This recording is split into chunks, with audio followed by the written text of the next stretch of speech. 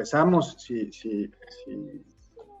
por respeto a todos, yo creo que vale la pena empezar un poquito con la introducción, saber de qué se va a tratar esto, un poquito la expectativa. Pero antes que nada agradecer, y yo creería que el primer ejercicio que quizá debamos hacer, entiendo que, Ignacio, perdóname, ahí estás también, porque dice Guadalajara, Luis también, Luis Ignacio. Oigan, pues el primer ejercicio que creo que debemos hacer es preguntarnos qué cosas buenas vamos a poder sacar a partir de esto, ¿no? Me parece que definitivamente es algo que está afectando muchísimo en diferentes aspectos, ¿no? Principalmente el económico, y con ello, bueno, pues estamos tratando de reconfigurar ciertos hábitos. Pero déjenme platicarles un poquito mi experiencia y muy rápido, les robo un minuto fuera de lo que es el real estate.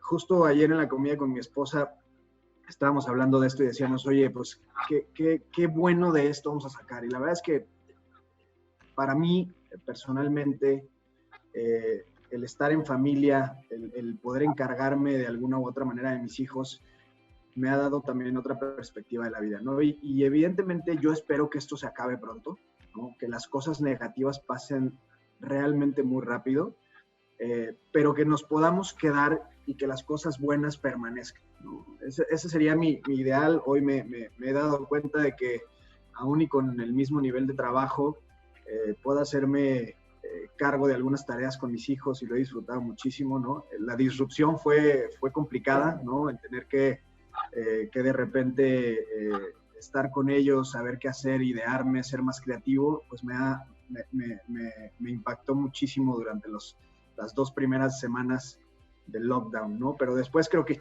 ya lo empecé a disfrutar y la verdad es el mensaje que yo diría fuera del real estate. Ojalá y ustedes también puedan quedarse con lo bueno de esto, ¿no? Finalmente creo que de aquí, como dicen todos, y creo que no es un lugar común, ¿no? El hecho de que en las crisis salen las oportunidades, yo creo que es algo muy cierto.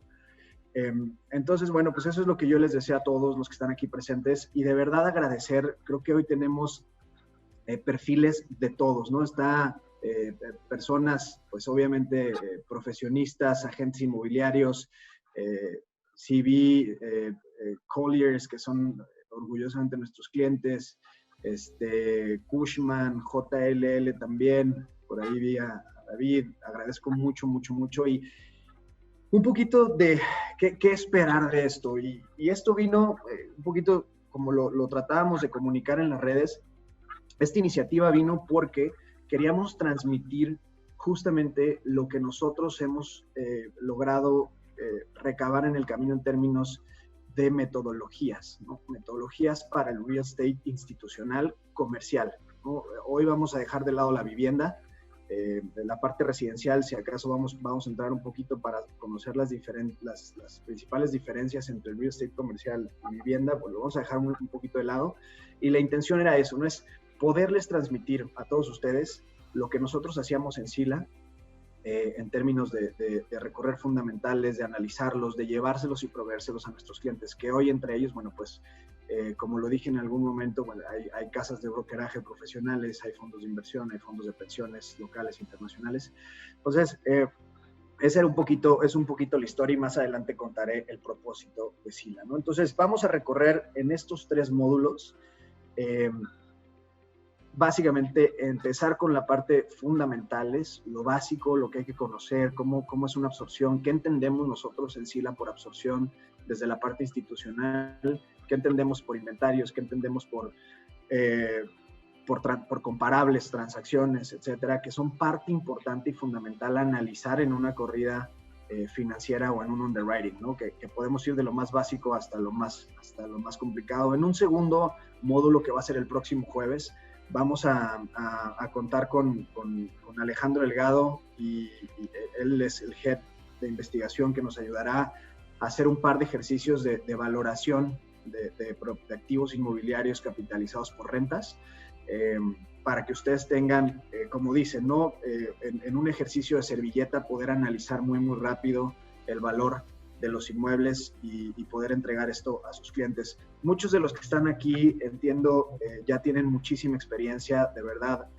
Yo agradezco que estén acá y en un momento dado en el que veamos y arranquemos con temas más básicos, les pediría paciencia y más adelante seguro verán cosas un poquito más complicadas. Vamos a terminar en el tercer módulo con un caso práctico. También vamos a tener que decidir entre un proyecto u otro, entre un terreno u otro, dependiendo de cómo se estén capitalizando rentas en el mercado. Vamos a poder jalar comparables de la plataforma, de los caps que nosotros tenemos, vamos a poder utilizarlos para poder hacer un ejercicio real pre-COVID. Déjenme poner eso claro. Y obviamente en el transcurso de esto vamos a ir analizando un poquito lo que pudiera suceder o lo que está sucediendo ahora y vamos a tratar de enlazarlo pues un poquito hacia un futuro, ¿no? Que es lo que estamos esperando nosotros.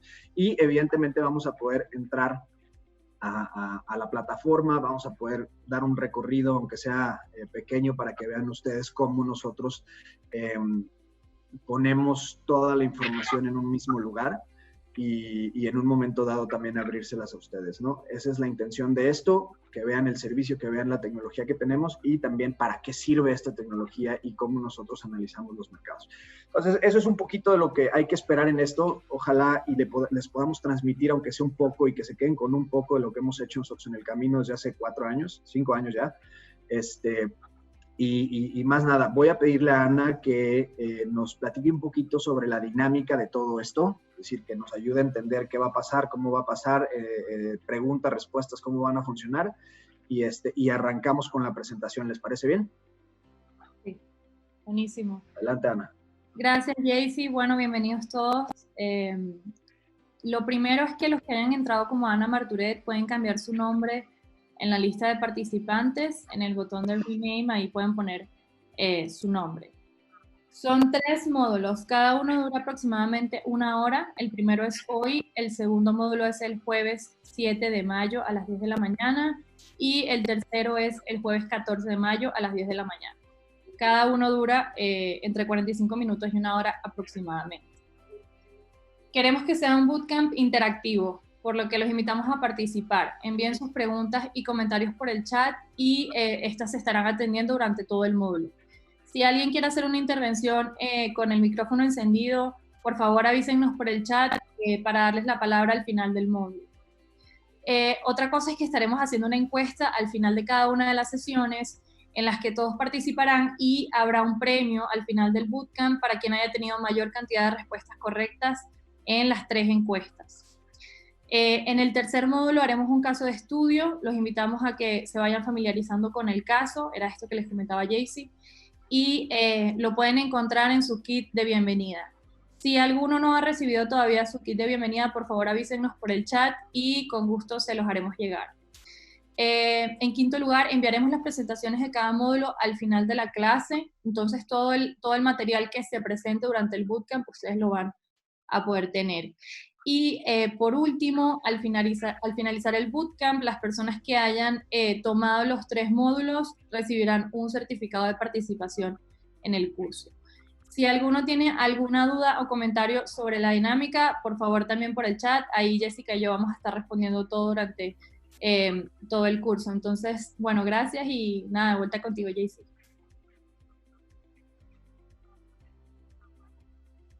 Muchísimas gracias, Ana. Y de verdad, por favor, hagamos esto un poco dinámico. Yo, de verdad, no quiero ser el único que hable. Si alguien tiene alguna pregunta, si alguien tiene algún comentario, adelante y lo vamos viendo por el chat para poder responder. Y nada, pues me voy a lanzar. Déjenme compartirles pantalla. En cuanto la vean, me dicen, por favor.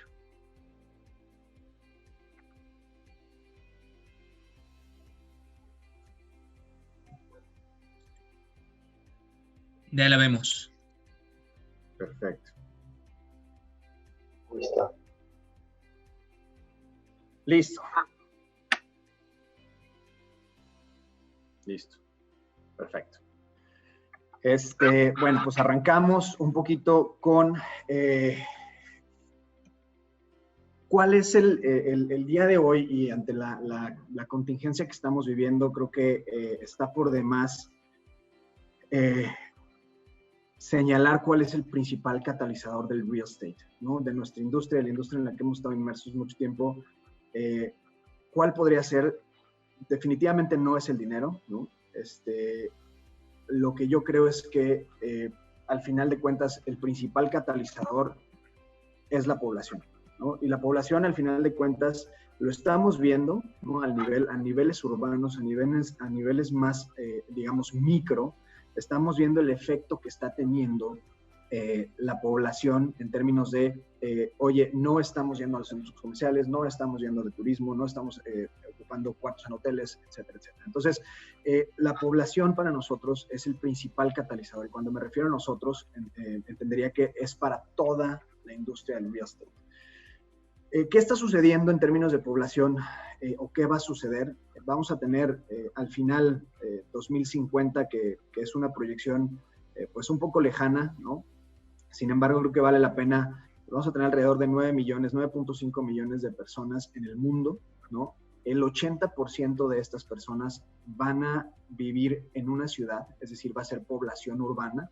Eso nos lleva a pensar que también todos los servicios que vamos a tener y todas las necesidades que vamos a poder, que nos van a pedir, van a estar concentradas en las ciudades, ¿no? En estas megalópolis.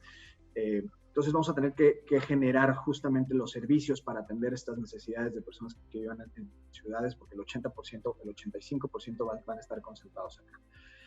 ¿Qué va a pasar en México? Y eso es algo, me doy un paso atrás. Vamos a estar viendo mucho desde la parte general global y aterrizarlo en lo que sucede en México desde varias ópticas, ¿no? Tanto como están viendo ahorita, desde la parte poblacional, incluso hasta la parte del real estate comercial. Entonces, así nos vamos a ir con todo. Entonces, ¿qué estamos viendo en México? En México lo que estamos viendo es una pirámide poblacional, pues que está dejando de ser pirámide. Por ahí del 2025-2030 vamos a seguir teniendo un buen bono demográfico, ¿no? Para continuar con las oportunidades en el sector inmobiliario. Sin embargo, obviamente la pirámide se está achatando en la base y eso, bueno, nos va a permitir no necesariamente dejar de tener oportunidades, pero sí cambiar los proyectos hacia necesidades que en ese momento estemos viviendo, ¿no? Está sucediendo hoy en Europa con casas para cuidados de personas de la tercera edad y se están moviendo muy bien ese tipo de proyectos allá. Acá tenemos un bono demográfico bastante alentador para los próximos, yo diría, 10 años más. Entonces, bueno, podemos aprovechar muy bien toda esta parte. Déjenme poner un poquito...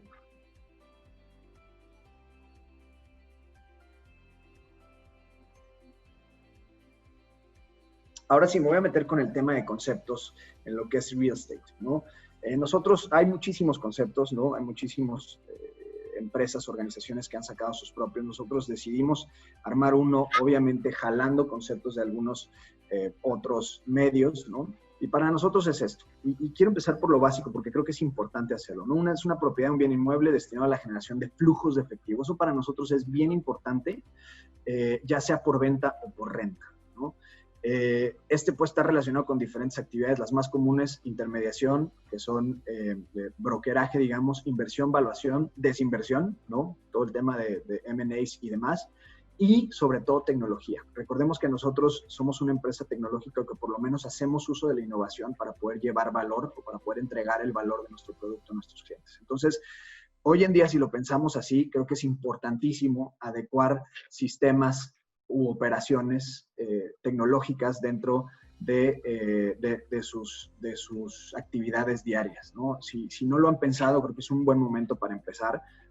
Hoy lo estamos viviendo, estamos teniendo una conferencia con más de 100 personas, por lo menos más de 100 registrados en línea, ¿no? Y esto creo que genera una escalabilidad del negocio impresionante, ¿no? Impresionante. Antes, y lo platicaba un poquito con mis compañeros, decía, oye, antes para hacer una reunión comercial o de negocios, pues la hacíamos 2 o 3 diarias, ¿no? Con el equipo en ventas.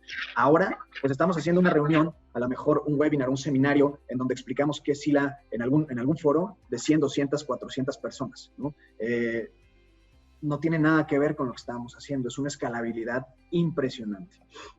Entonces creo que la tecnología ahí juega un papel fundamental. Ahora bien, ¿qué es esto, no? ¿Qué es el real estate visto desde las ópticas de negocio? Yo lo podría dividir en dos de manera muy rápida, la venta y la renta. Muchas veces esto sí queda claro para algunos, ¿no? Para otros no tanto. Por lo menos para mí, hasta hace poco tiempo, la verdad yo confundía mucho este tipo de conceptos, ¿no? Oye, pues a lo mejor uno sí puede construir otro y el otro puede construir, o a lo mejor hacen uso mixto cuando se vino todo este oleaje de usos mixtos en México hace 10 años. Pero definitivamente creo que podemos dividirlo en estos dos, ¿no? Y la venta, que es típicamente una óptica de negocios que se traduce en residencial, tanto unifamiliar como multifamiliar. Y la renta es un esquema de negocios que suele tener mayor grado de institucionalización. Y cuando me refiero a esto, no necesariamente quiero decir que el negocio de la venta de propiedades no tenga un grado de institucionalización. La respuesta es sí. Sin embargo, ahorita vamos a ver algunos aspectos que llevan a los fondos de inversión a inclinarse más por un proyecto de capitalización de rentas o por activos que generen rentas en el largo plazo, ¿no? ¿Qué es? Las principales diferencias entre estos dos modelos de negocio. Básicamente yo lo dividí en tres, ¿no? El plazo de la capitalización, la estructura de la deuda y la captación de equity para ambos casos, ¿no? En la parte residencial, la capitalización es de 2 a 3 años, es muy rápida. Tú inicias un proyecto, lo empiezas, lo terminas en los 24 próximos meses. Si es un proyecto mediano, chico, y empiezas a capitalizarte, es decir, te regresa el principal en los 24 meses próximos, ¿no? ¿Cómo es la estructura de la deuda? Versus el comercial, que es de 3 a 10 años, son proyectos de más largo plazo, son proyectos que llevan un uso mixto o a la mejor que llevan un portafolio quizá de centros comerciales, naves industriales, hoteles, oficinas, incluso, etc. Entonces, multifamiliar también, hoy en México, creo que lo sabemos, la mayoría de los que estamos acá, es un sector incipiente. Hay 10 no más de 10, 12 proyectos construidos. Entonces, creo que se va a empezar a ver un cambio en este sentido. La estructura de deuda, el residencial es una estructura de deuda a corto plazo, ¿no? Típicamente pedimos un crédito puente, construimos o arrancamos las primeras fases y empezamos a generar preventas y se lo pasamos a nuestros clientes finales, ¿no? Por eso es puente. ¿Qué sucede con la estructura de deuda a largo plazo? Del comercial, pues es una estructura de deuda a largo plazo. Hay muchos esquemas, ¿no? Monetización de activos, ya que un activo está estabilizado, o si arrancas, normalmente en México, la banca tradicional comercial no entiende muy bien este tipo de créditos de largo plazo, sobre todo en términos del sector multifamiliar. Entonces, ¿qué pasa? Hay fondos dedicados a estructurar en deuda en México y con ellos, bueno, pues se hacen todos estos portafolios, ¿no? La captación de equity también, por la parte residencial, normalmente viene de family offices, desarrolladores locales, y la parte comercial, la generalidad, digamos, es que sean estructuras más institucionales, ¿no? En México, por ejemplo, que vengan más de fibras, cerca de servicios, es decir, que sean estructuras alternativas en términos de acciones. Entonces, eso es un poquito las principales diferencias.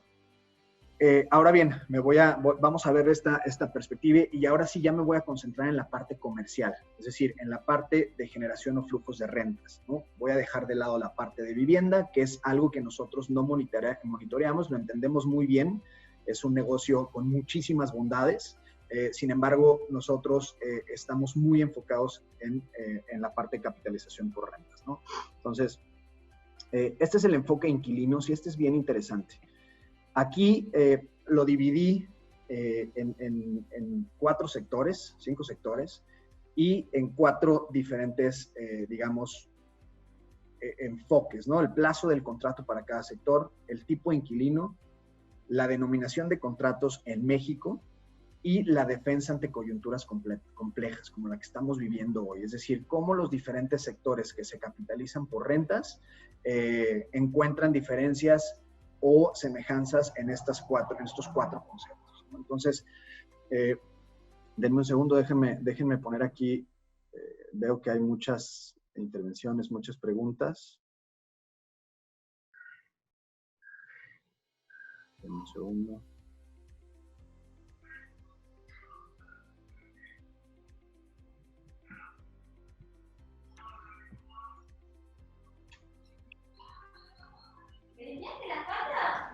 No. Ok. Algunos con la falta del kit de bienvenida. Ok, voy a seguir un poquito. Y aquí a lo mejor lo hacemos más interactivo. Es decir, vamos a ver cómo es esto. Pues lo primero, el primer sector que nosotros pusimos aquí es el multifamiliar. Y en el multifamiliar, ¿qué pasa? ¿No? En el multifamiliar son plazos, los plazos de contrato son plazos de contrato de 1 año. El tipo de inquilino es típicamente un inquilino final, es decir, es un B2C, ¿no? Son personas que van a rentar, y la denominación de contratos típicamente es en pesos. Ahora, se percibe un sector muy defensivo ante coyunturas complejas, ¿no?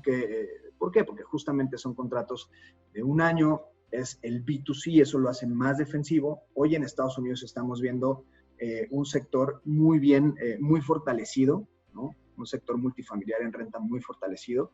En México nuevamente es un sector todavía incipiente del que no tenemos muchos datos para poder hacer diferencias, ¿no? ¿Qué sucede con oficinas? Oficinas dependerá también de la clasificación, pero en términos generales son contratos de 5 a 10 años. El tipo de inquilino es un B2B, es decir, se lo rentamos a negocios, y la denominación de contratos es pesos o dólares. Definitivamente lo que hemos empezado a ver es que entre un 70 y un 60% son contratos denominados en pesos, y sobre todo con lo que hemos visto, ¿no? Las tendencias que habíamos tenido en los últimos 3, 4 trimestres han llevado a que esto cambie. Hoy, por lo menos Ciudad de México, Guadalajara, también quiero pensar, Monterrey, se está convirtiendo en un tenant market, ¿no? En lo que conocemos hoy como un mercado de inquilinos, en donde los inquilinos tienen el poder de negociación. Evidentemente ha sido un mercado que también ha sido golpeado, no de manera importante como otros sectores, pero suele ser menos defensivo ante coyunturas económicas complicadas, ¿no? Y rápido, yo creo que vale la pena pasarme aquí a Sila para que vean un poco de lo que les hablo en términos de oficinas, muy rápido. Entré a la plataforma, voy aquí a Market Statistics o estadísticas de mercado. Y lo que les voy a mostrar es un poquito la tendencia que habíamos tenido en los últimos trimestres. Para el caso, ¿sí? Disculpa que te interrumpa, estamos viendo la presentación todavía, no estamos viendo la plataforma. A ver, perdón. Se debe haber quedado atorado ahí el tema.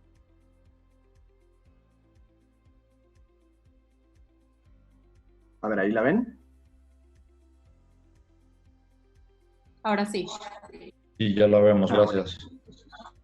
Perfecto. Entonces, lo que hice fue meterme ya a la plataforma, screen. La tendencia, voy a tomar el mercado de la Ciudad de México como referencia en oficinas, un poquito para hablar de esto, de lo que les decía de las tendencias, ¿no? Entonces, estábamos viendo una tendencia que pintaba para hacer una sobreoferta al tercer trimestre del 2019, ¿no? Empezamos Q4 2018 con casi 12% de tasa de disponibilidad, la llevamos hasta 14.51, ¿no? Un mercado sano de oficinas anda entre los 10 y los 15 de tasa de disponibilidad, ¿no? Arriba de los 15% ya empieza a ser un tenant market, empieza a haber sobreoferta, abajo del 10%, bueno, hay una sobredemanda y el landlord es el que tiene el sartén por el mango, ¿no? Entonces, ¿qué veíamos en México? Una alza en términos de inventario nuevo, ¿no? Muy buena oferta, y también una alza con ello de la tasa de disponibilidad. ¿Qué pasó a partir del tercer trimestre? Esta tasa de disponibilidad empieza a bajar en el último trimestre del 2019 y en el primero del 2020, pero desde nuestra perspectiva fue por temas ajenos al mercado, ¿no? Mucho de lo que pasó en Ciudad de México, sobre todo, fue el tema de permisos, tema de tramitología, cuando empieza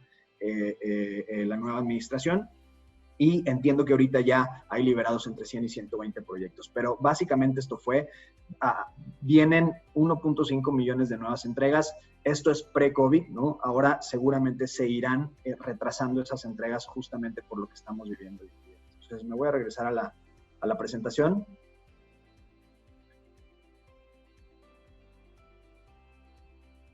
¿Qué sucede con industrial? También va a depender si es manufactura ligera, manufactura pesada, si es logístico, ¿no? Pero en términos generales eso es de 5 a 10 años, es un B2B, es pesos y dólares. En el tema de manufactura, obviamente, está más dolarizado el tema porque hay más TIs invertidos, más mejoras en las naves, ¿no? Entonces, esa inversión, pues, la tienes que ir amortizando en el tiempo y, evidentemente, pues, no quieres dejar la nave pronto, ¿no? Porque tienes más automatizaciones, tienes la industria de vehículos y autopartes, tienes la industria aeronáutica, aeroespacial, etcétera, ¿no?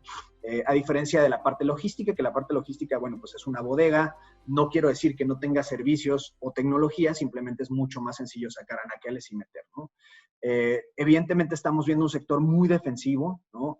Es un sector que está teniendo muy buena defensa ante la coyuntura. En términos generales, el sector logístico no hay tanta disrupción. Les doy un dato, ¿no? Hoy el 34% no se ha visto, el 34% de los clientes del sector logístico no se ha visto afectado, ¿no? Es decir, más bien, al contrario, se ha visto beneficiado por toda esta ola de retailers, e-commerce, etcétera, entregas a domicilio. El 28% ha tenido un efecto negativo, ¿no? Estoy hablando solo del sector logístico. Y el resto o permanece o a lo mejor no tenemos información, ¿no? Pero ese es el dato, ¿no? Hay un tercio de los inquilinos que, más allá de ver mermado su negocio, lo están viendo muy buenas oportunidades en el corto plazo, diferente a lo que son en la manufactura, que ha habido cierre de plantas, etcétera. Sin embargo, en el largo plazo creo que puede ser una muy buena oportunidad. Perdón que vaya tan rápido. ¿Qué pasa con el retail? El retail, contratos de 2 a 5 años, inquilino B2B, denominación de contratos en pesos, muy poco defensivo. No me quiero parar ahí, todos sabemos lo que está sucediendo a nivel general. Hotel, este es interesante, ¿no? Porque tienes un plazo de contrato de días, tienes un inquilino B2C. Aquí lo podemos ver en dos diferentes aspectos, ¿no? Tu inquilino también puede ser el operador, ¿no? Sin embargo, generalmente digamos, el tipo de inquilino es el que va a rentar por días una noche o varias noches de hotel. La denominación es en pesos o dólares, dependiendo de qué tipo de formato estemos hablando, y es un sector muy poco defensivo. Sin embargo, a diferencia del retail, es un sector que se puede recuperar muy pronto, sobre todo en México, ¿no? En México tenemos una industria pujante de turismo. Hoy representa casi el 3% del PIB en la industria del turismo, ¿no?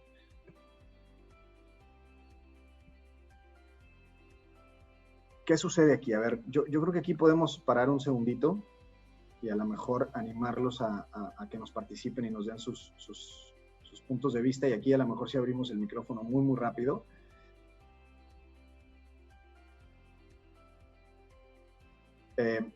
¿Dónde creen que estemos acá, no? Aquí el posicionamiento en el sector inmobiliario o en el ciclo inmobiliario, ¿no? Y está muy padre porque hay algunos otros sectores que son más anticíclicos de los que hemos visto ahora, ¿no? De los típicos que conocemos por capitalización de rentas. Pero ¿en dónde creen que estén hoy, por ejemplo, el industrial, ¿no? Si vemos estos cuadrantes, perdón, adelante. Adelante, anímense. Hoy, obviamente, los cuadrantes es expansión sobre oferta, recesión, recuperación.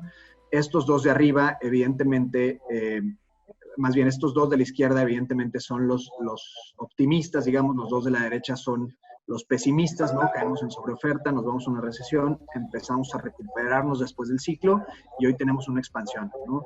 El sector industrial, ¿dónde ustedes creen que esté hoy en día?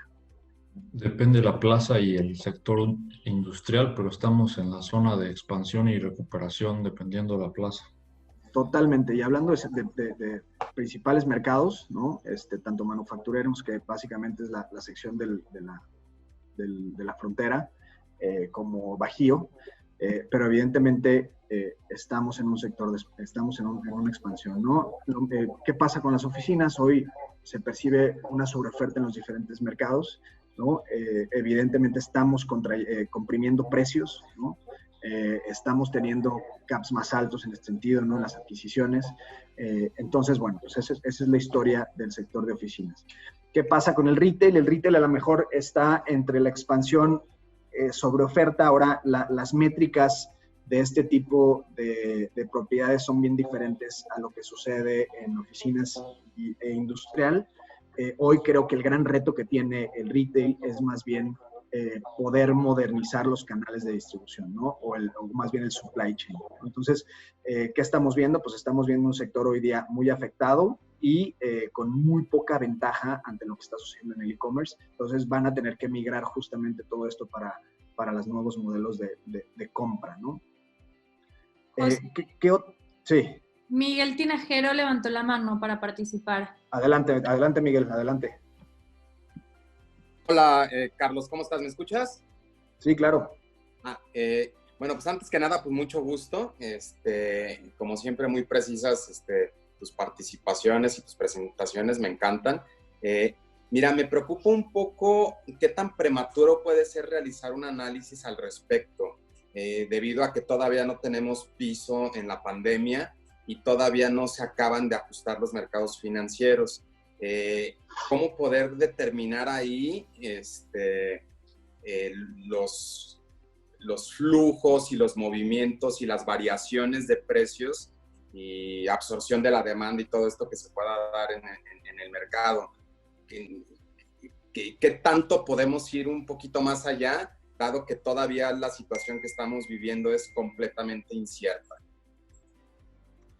Mira, es una excelente pregunta. A mí me parece que hay que ser pacientes en términos de ver justamente cómo se comportan. Como tú dices, hoy es difícil tener datos que nos ayuden a tener una evaluación. Yo lo que he estado un poquito diciendo y de lo que yo sé por clientes que tenemos en Estados Unidos es que muchos de las valuaciones que están haciendo a las diferentes propiedades están en un 50%, un 60% de NOI frente a lo que tenían como estabilización, ¿no? Es decir, si yo tengo una propiedad que hoy está estabilizada, voy a meterle algunos inputs a lo mejor más conservadores para llegar a un 50, 60, 70% al final del año y con eso poder estresar un poquito el panorama, ¿no?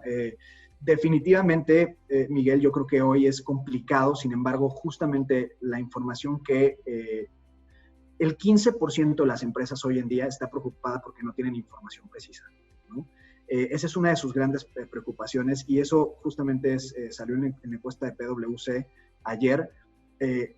Definitivamente es un tema con el cual vamos a tener que vivir los próximos 2 o 3 meses, es decir, no vamos a saber qué inputs meter. Sin embargo, mi recomendación siempre es estresar un poquito de más para no llevarnos las menores sorpresas posibles, ¿no? Ahora, con la información que vamos a presentar al final, a lo mejor te sirve la información que tenemos en Sila en términos de comparables, ¿no? De lo que sucedió pre-COVID, estresarlo un poco y poder llevar a buen puerto pues, los modelos, por lo menos, ¿no? Me parece que hoy va a haber un cambio. Digo, no, perdona, Miguel, no sé si respondí tu pregunta. La verdad es que hoy pues, no hay bola de cristal y tienes toda la razón. Sí, no, perfecto, Carlos, es perfecto.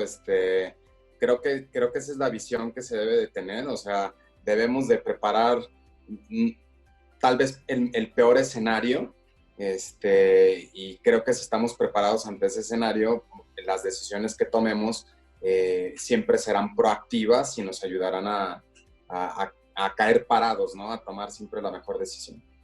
Sí, totalmente. Y un poquito lo que sucede ahorita, por ejemplo, con el sector institucional, básicamente voy a enfocar en las fibras. Lo que está sucediendo es que están obviamente resguardando muchísima liquidez, haciendo uso de créditos revolventes que traían y con ello, bueno, pues incluso están reduciendo el CAPEX que tenían proyectado para los próximos meses y eso obviamente va a ayudar a que tengan un mejor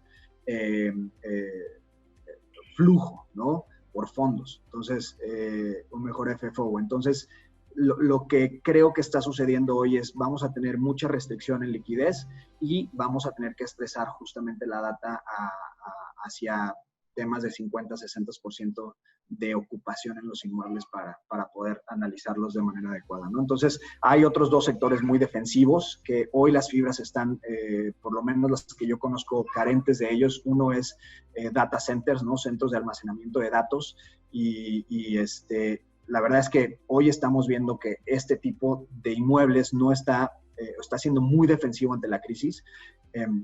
Entonces, bueno, por otro lado también está el tema de las antenas, ¿no? Antenas de señales radiocelulares también hoy se está convirtiendo, o por lo menos están volteando a ver justo estos sectores, las fibras que típicamente no los traían. Arrancaron hasta hace poco con temas de hospitales y escuelas, pero creo que van a voltear, hoy es el día en el que van a voltear a ver data centers, ¿no? Que hoy tenemos una gran oportunidad en el mercado, sobre todo en temas de seguridad. ¿Qué pasa con el enfoque? Ya vimos el enfoque inquilinos, ¿qué pasa con el enfoque de inversión y qué está sucediendo a nivel global con estas inversiones alternativas de las que ya nos metimos, ¿no? Es decir, pasamos de dividir lo que es vivienda, lo que es comercial, ahora nos enfocamos en comercial y ahora nos enfocamos en temas institucionales, las llamadas inversiones alternativas. ¿Qué sucede a nivel mundial? Okay, esto que ven aquí son los activos globales bajo gestión para este año, ¿no? Esta es una gráfica de PwC, de Preqin y algunos otros analistas. Hemos tenido un crecimiento considerable. Lo único que yo quiero que vean aquí es justamente cómo van aumentando estos activos bajo gestión por inversiones alternativas, ¿no? Hoy tenemos 13 billones, ¿no? En los últimos 8 años crecimos un 9.3% y tuvimos un 6% de crecimiento compuesto, ¿no? Entonces, bueno, también habrá que sacar el tema de COVID de la muestra. Vamos a ver cómo se ve esto para el siguiente año, pero es importante tenerlo en consideración. ¿Qué sucede también con la proporción de inversiones activas, alternativas y pasivas, ¿no? Hoy también estamos teniendo un crecimiento respecto al 2012, ¿no? En todo este tema de alternativos.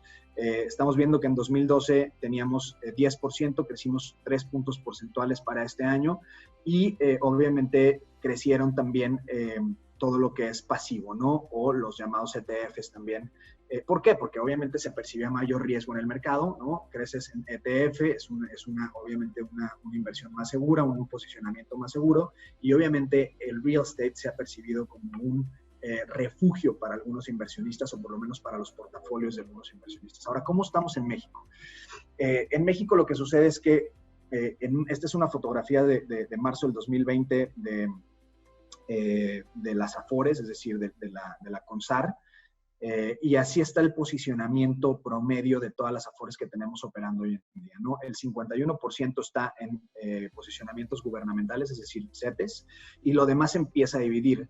Se redujo un 20% de posicionamiento en bonos gubernamentales de las Afores en este periodo de un mes. ¿Por qué? Porque obviamente las tasas de interés bajaron, ¿no? Y empezaron a tomar decisión de meterlos en deuda internacional y también por ahí empezar a aumentar temas de inversión o posicionamiento en fibras, ¿no? Hoy creo que es un buen momento justo para empezar a pensar en esto.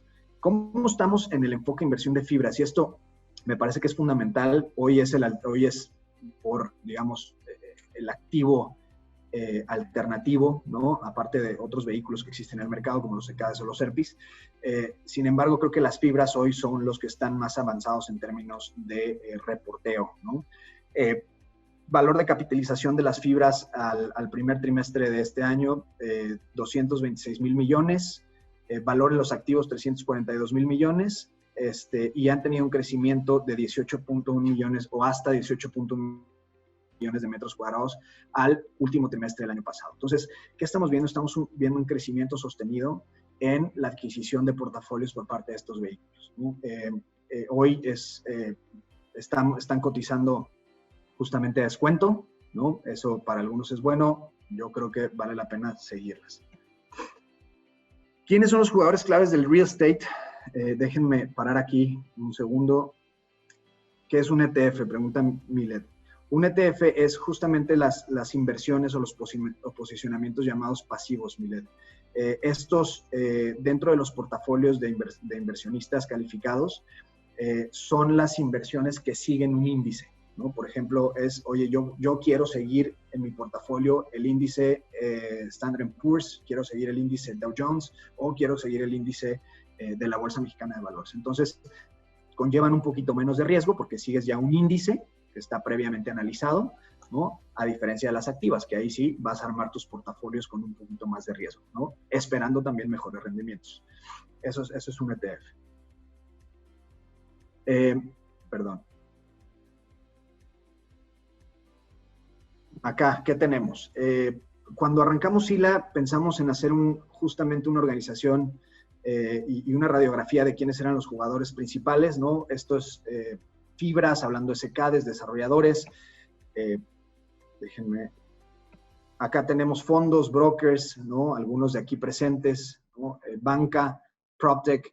¿Qué está pasando? Hoy todos estos jugadores juegan en el mercado mexicano, ¿no? Hoy todos estos profesionales están aquí, son fondos que hoy tienen un pie aquí y que no van a salir porque tienen inversiones de largo plazo en proyectos de capitalización por rentas, otros obviamente también en vivienda, no digo que no, pero definitivamente ya es un mercado semiprofesional, semi-institucionalizado en México, ¿no? Gracias justamente a lo que sucedió con las fibras hace algunos años, ¿no? 2011, 2012. Y ahí creo que lo puedo poner en perspectiva, ¿no? En Estados Unidos las fibras existen hace 30 años.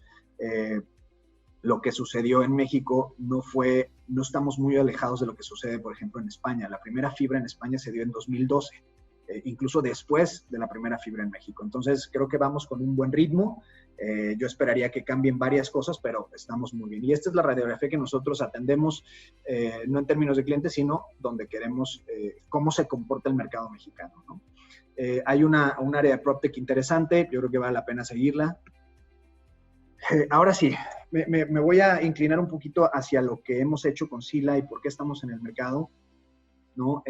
Me parece que hoy, arrancando esto por la importancia que tienen los datos y la información en los procesos y análisis de cada una de las empresas, independientemente del perfil que se tenga, ¿no? Y voy a arrancar con algunas frases, me parece que son divertidísimas, ¿no? Esta frase, por ejemplo, you can have data without information, but you can have information without data, ¿no? Puedes tener información, puedes tener datos sin información, pero no puedes tener información sin datos. ¿Qué significa esto? Que hoy creemos que el tener información crea valor, sin embargo, los insights y cómo lo utilicemos es lo que realmente genera valor, ¿no? Esta es buenísima. In God we trust, all others bring data, ¿no? Que confiamos plenamente en Dios, todos los demás traigan datos, si no, nadie les va a creer, ¿no? Y esta última es genial.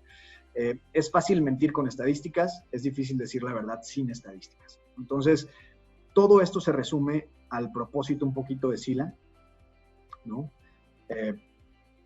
Y es justamente los puntos de dolor que encontramos, ¿no? Es decir, en el mercado, cuando llegamos hace 5 años, no había información, por lo menos no había una metodología clara de la información que estaba en el mercado.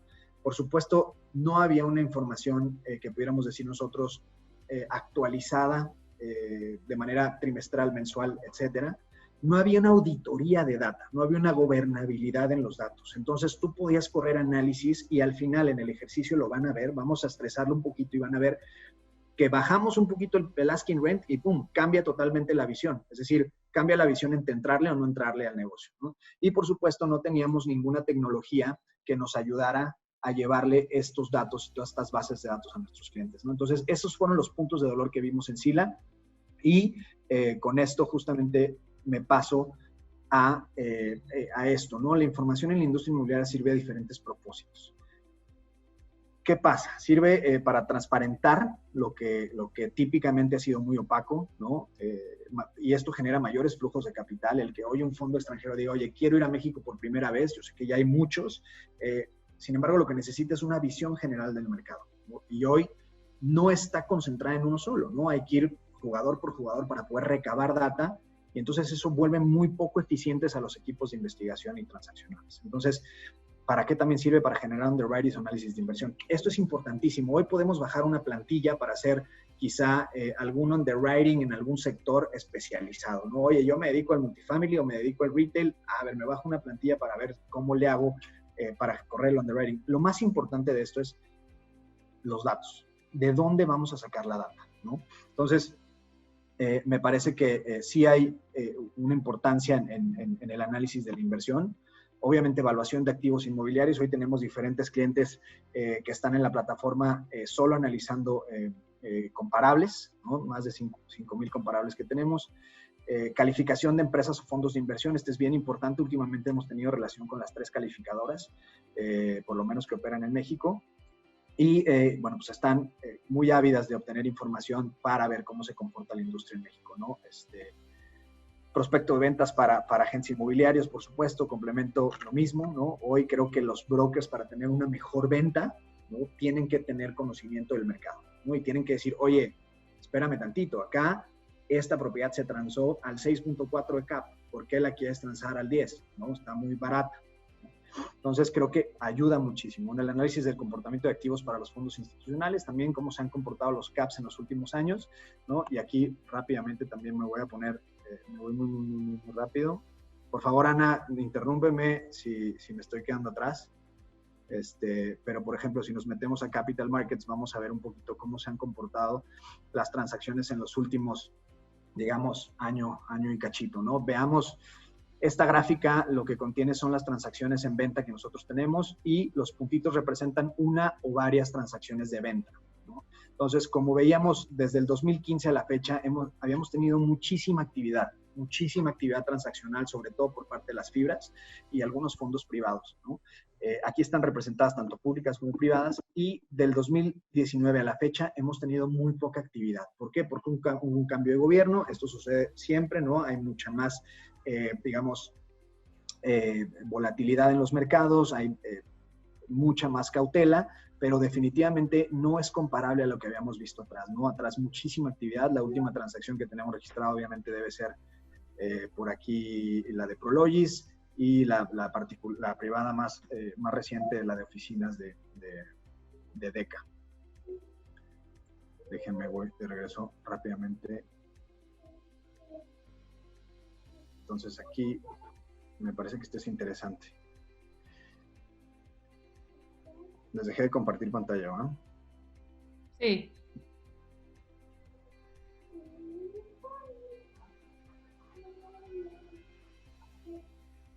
Ok. Ahora bien, vamos a meternos ya en temas de fundamentales de mercado, es decir, cómo nosotros analizamos diferentes fundamentales y a lo mejor muchos creen que es básico, pero de verdad creo que esto es lo más importante. O sea, tener esta base va a poder ayudarnos a poder analizar y evaluar propiedades, ya sea en una corrida financiera formal o ya sea de servilleta, ¿no? Arrastrar un poquito el lápiz y decir si me conviene, no me conviene. ¿Qué tenemos? Nosotros teníamos una necesidad hace 5 años y se los pongo como un ejemplo. Pasábamos por alguna torre y decíamos, oye, a ver, quiero saber la torre mayor, ¿no? ¿Cuánto genera esta torre de ingresos operativos netos? Imagínense que no existían las fibras, ¿no? ¿Cuántos tenants hay? ¿Cómo se comporta la salida y entrada de tenants? Es decir, absorción bruta, absorción neta, ¿cómo se están comportando? ¿Cuánto pagan estos tenants, ¿no? Y con ello, obviamente, sacar los ingresos operativos del inmueble. Obviamente no existía la posibilidad de saber eso, ¿no? Hoy, para nosotros era una utopía hace 5 años, ¿no? Y esta utopía se vino a transformar en realidad. Hoy podemos saber de los 400 inmuebles que tenemos de oficinas AMAS ya en México, pudiéramos conocer justamente esta data a detalle. Quién entra, quién sale, quiénes son, dónde, en qué piso están, cuánto pagan, etcétera, ¿no? Y bueno, ya después de todo esto viene cómo nosotros analizamos justamente estos indicadores para llevárselos a nuestros clientes, ¿no? Sean jugadores locales, sean jugadores extranjeros, ¿no? Vamos a ver un poquito el inventario, GLA, precio de mercado, precio de cierre, tasa de disponibilidad, absorción neta, bruta.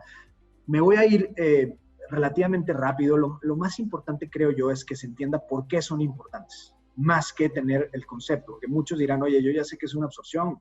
No está bien, pero hay una diferenciación entre la neta y la bruta. ¿Y para qué sirve uno y para qué sirve otro? ¿Para qué nos va a ayudar en los diferentes perfiles que tenemos nosotros? Déjenme reviso rápidamente el chat. Los caps son en pesos, Marco.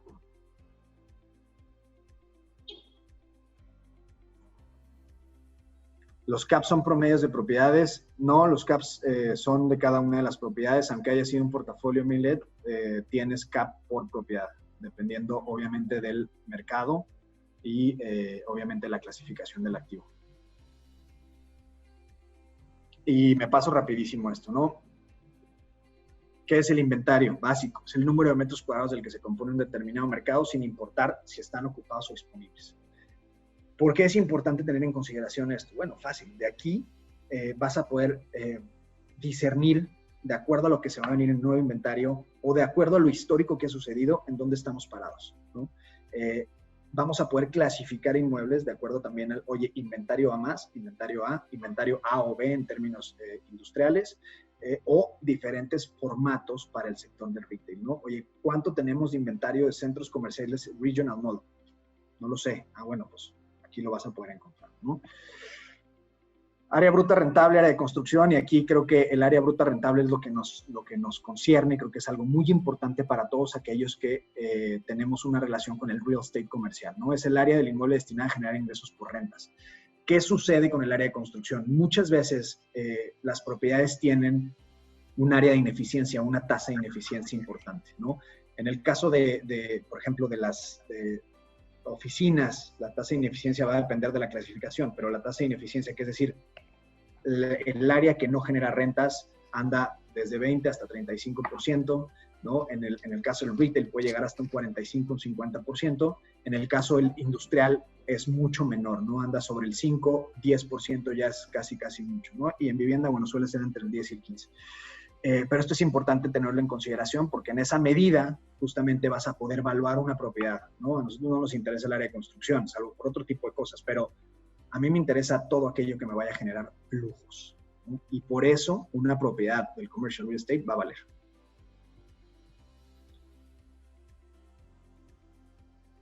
Perdón. Ahí va otra vez.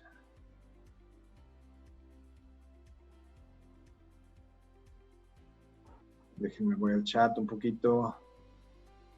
Perfecto. ¿Qué sigue o qué estamos viendo acá? ¿No? Absorción bruta, absorción neta. Esta parte es importante y siempre se presta mucha confusión porque desgraciadamente tenemos estándares diferentes, todos aquellos que proporcionamos información. Sin embargo, creo que nosotros al final de cuentas tratamos, ¿no? de convertir esto a un nivel institucional, lo jalamos de lo que hemos vivido en Estados Unidos, en otros mercados como Brasil.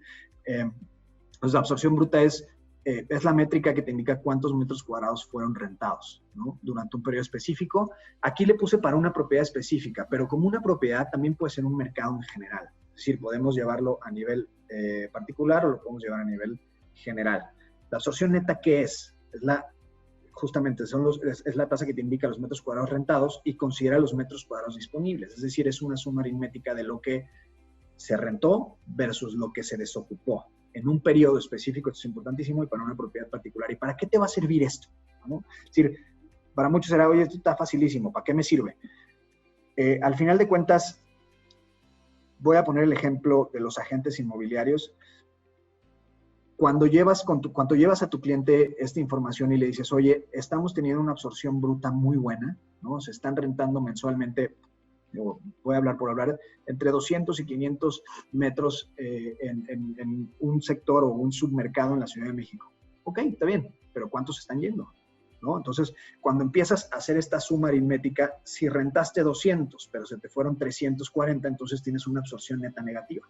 Con lo cual, es bueno, se sigue habiendo absorciones brutas. Sin embargo, hay que explicarse qué está sucediendo con los espacios que se están desocupando, ¿no? Se están yendo a otros submercados, se están yendo a otro tipo de propiedades, o de plano el submercado está teniendo por ahí algún tema de pocos servicios y entonces hay que cambiar la estrategia, ¿no?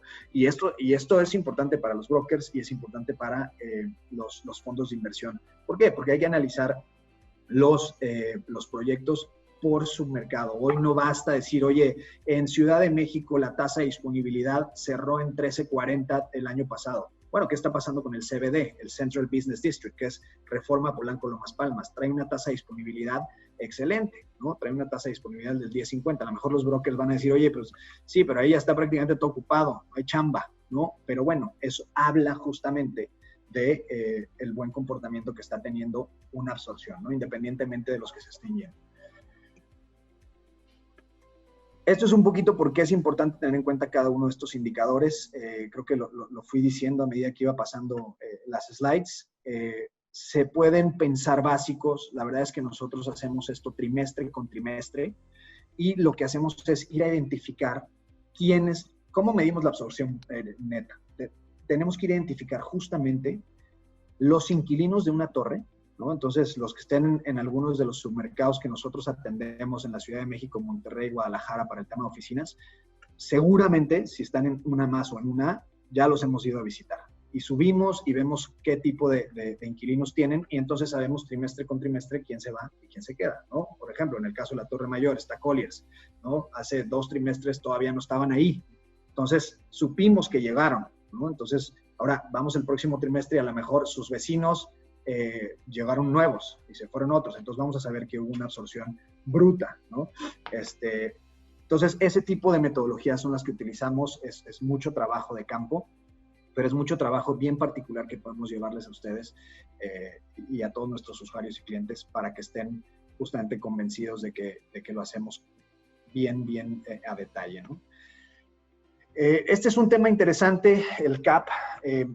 Creo que aquí pudiéramos quedarnos un montón de tiempo. Sin embargo, mañana justamente Alejandro va a hacer uso el próximo jueves va a hacer uso de esta tasa para algunos ejercicios que van a hacer para evaluar propiedades, es decir, van a correr algunos Exceles.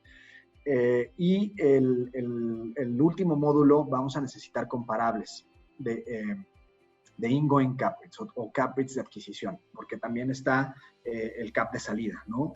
Entonces vamos a poder ver qué tipo y qué diferencias hay, vamos a poder justamente analizarlos, vamos a poder estresar los modelos para que vean cómo se diferencian. Entonces el cap rate es básicamente una tasa que nos ayuda a ver el horizonte de rentabilidad de una propiedad, ¿no? Y es muy utilizada, muy utilizada en el real estate comercial. Hay muchos factores que juegan, ¿no? En el cap, ¿no? Llámese tiempos de contrato, llámese tipos, clasificaciones, etcétera. Pero básicamente es el ingreso neto operativo, que el ingreso neto operativo son los ingresos brutos menos los gastos operativos. En general son marketing, seguros, impuestos, asset management, entre el precio de venta de la propiedad, ¿no? Entonces, si queremos sacar ese precio, si queremos tener ese precio de venta o tener la evaluación de un activo, entonces despejamos y dividimos el NOI entre el CAP y nos va a dar un valor. Esto es importantísimo, lo van a ver, no quiero adelantarme. Por aquí metí un par de gráficas que vale la pena mencionar un poquito las tendencias de lo que hemos visto, ¿no? En los mercados principales de industrial del 2016 al 2020. En los primeros 2016-2018 vimos muy estable el CAP, no hubo bastantes cambios, los spreads se comportaban básicamente de manera similar. ¿Qué sucedió a partir de la entrada de la nueva administración? Bueno, empezaron a subir un poquito, después estabilizaron y bajaron, ¿no? Es decir, fue un sector que típicamente fue percibido como de menor riesgo, ¿no? Se están dando adquisiciones un poquito más caras, pero con fundamentales muy buenos, ¿no? ¿Qué sucede con retail? Diferente a lo que sucede con industrial, es otra historia, ¿no? El retail también fue muy estable hasta 2018 y en 2018 empieza a ser percibido con un poquito mayor de riesgo. ¿Por qué? Porque no había tenants tan sólidos, sobre todo en temas de community centers, neighborhoods, etcétera, y estas adquisiciones pues empezaron a dar a caps más altos, ¿no? La última adquisición que nosotros tenemos registrada se dio un cap bajo, negociaron fuerte seguramente Fibra Shop con Series Retail, es una placita en la Condesa. Cerraron un cap del 7. Entonces, después de ahí se vino un promedio de 9.50, ¿no? Por aquí, cómo sucedió con tema de oficinas, a partir del cuarto trimestre de 2018 bastante estable, empezó a bajar, se dio una transacción importante con Deca del corporativo Diana en el mercado de Reforma, su mercado de Reforma, al 6.4%. Esto obviamente jaló la tasa hacia abajo, pero hoy estamos viendo un promedio de 8 para el primer trimestre del 2020. Es decir, se está percibiendo un poquito más riesgo, ¿no? Está subiendo la tasa, los inversionistas están percibiendo mayor riesgo en el activo, que esta parte del riesgo está incluida en esta tasa, en este cap rate del que hablamos, ¿no? Y seguramente lo van a ver en el siguiente módulo un poquito más a detalle. Esto es lo que a mí me tocaba en términos de hacerles... de darles un poquito a conocer. No me quiero alargar, teníamos una hora, era muy intensivo este tema. Más bien yo dejaría aquí preguntas para poder resolver, y si no hay, dejaría a Ana. Déjame ver aquí. Dice, a ver, ¿te refieres a áreas de servicio, ductos, elevadores, espacios similares, aun cuando son metros cuadrados construidos? Exactamente, Maribel. Me imagino que te refieres a el tema de área construida, ¿no? Sí, exactamente. Eso me refiero a las ineficiencias. Pasillos, etc. Las compraventas las incluye como parte de la absorción y las renovaciones de arrendamientos. Las renovaciones de arrendamientos las incluimos... técnicamente no hay cambios, ¿no? Si es una renovación, se renuevan y no hay una absorción real, ¿no? Y las compraventas las incluyen como parte de la absorción. La compraventa de un inmueble, no. Eso es más para el negocio de venta, digamos, ¿no? En el negocio de ventas, cuando tienes unidades de vivienda, sí ves las unidades vendidas y eso es absorción para ellos. Para nosotros, absorción en el real estate comercial es lo que se renta, no necesariamente una adquisición. Esperas un efecto rebote en retail. No sé a qué se refiere a qué te refieres con rebote, pero sí definitivamente va a haber una recuperación, yo creería que de mediano a largo plazo en el tema de retail, sobre todo porque tendrán que adaptarse a las nuevas, digamos, habilidades de consumo, ¿no? Eso es lo que yo creo. He escuchado el término de master lease. ¿Tiene algo que ver con los contratos de arrendamiento? Un master lease es básicamente, desde nuestra perspectiva, algo que puedes subarrendar también, ¿no? Si tú traes el master lease, bueno, puedes hacer uso del subarrendamiento, si no me equivoco, básicamente. Entonces, si hay más preguntas, yo agradecería que me las enviaran y con gusto las voy a responder. Dejo a Ana para que les platique un poquito la dinámica que vamos a tener y con eso cerramos el bootcamp y nuevamente agradezco muchísimo. Hola a todos. Alejandro va a presentar esta actividad, pero básicamente es un quiz. Lo único que tienen que hacer es entrar a esa página, joinmyquiz.com/pro, y poner el código del juego para conectarse. Si quieren ya lo pueden hacer y una vez que estén todos conectados, iniciaremos la encuesta. Perfecto. Hola a todos. Como comenta Ana, este es el link y el código para entrar. Vamos viendo que van entrando ahí diferentes participantes y una vez que iniciemos vamos a poder ver en tiempo real cómo van las puntuaciones de las personas que están contestando las distintas preguntas.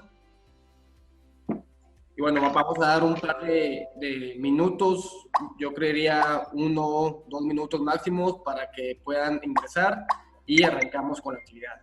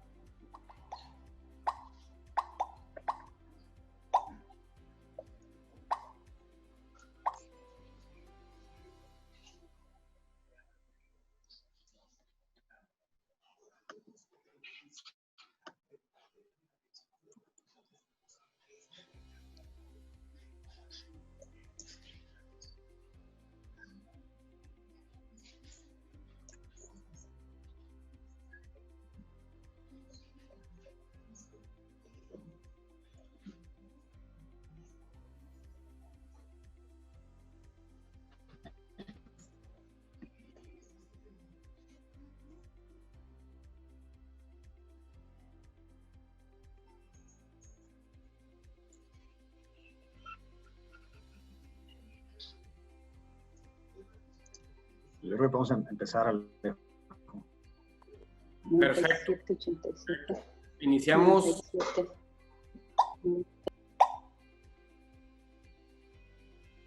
Iniciamos ya. Una vez que iniciemos en su celular van a poder ver la pregunta que están ustedes contestando. Y listo.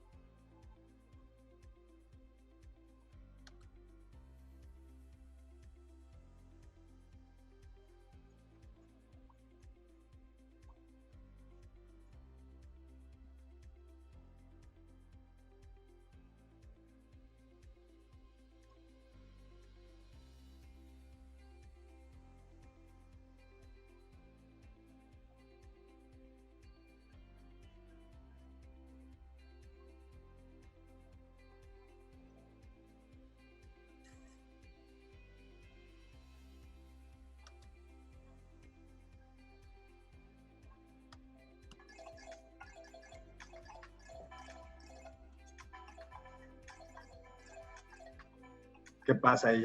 ¿Ya quedaron ellos, los 5?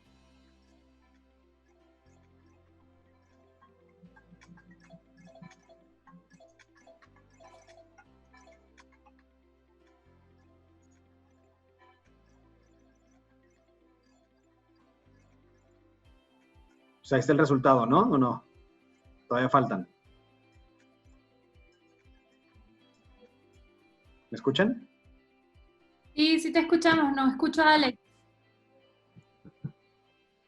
Creo que no está escuchando Alejandro, pero bueno, ahí está el resultado. Eduardo Cabrera, Luis Ignacio Hernández, Germán Según, Antonio y Jorge Ortiz Gris. Oigan, pues muchísimas gracias. Estos los vamos a ir acumulando, según yo, Anita, y vamos a contar al final el gran campeón de todo esto. Y obviamente recibirán algunos detalles de parte de Sila. Muchísimas gracias. ¿Hay algo más que mencionar, Ana? No, bueno, las ligas para las próximas reuniones están en el kit de bienvenida. A las personas que no lo hayan recibido, por favor avísennos por el chat para hacérselos llegar. Y también estaremos enviándoles correos con las presentaciones, la de hoy, y también la próxima semana recordarles para que se conecten. Felicidades, Eduardo, por este triunfo, ¿no? Muy bueno. Creo que yo quedé hasta en 8º lugar, se me hace, ¿no? Cuando jugué. Entonces, está padre. Muchísimas gracias a todos por atender. Y vayan revisando el caso, creo que está padre. Vayan revisándose el caso y echándole una leidita a ver qué podemos sacar de ahí. Les agradezco mucho a todos. Mil gracias. Y atiendo las preguntas que necesiten respuesta. Hasta luego.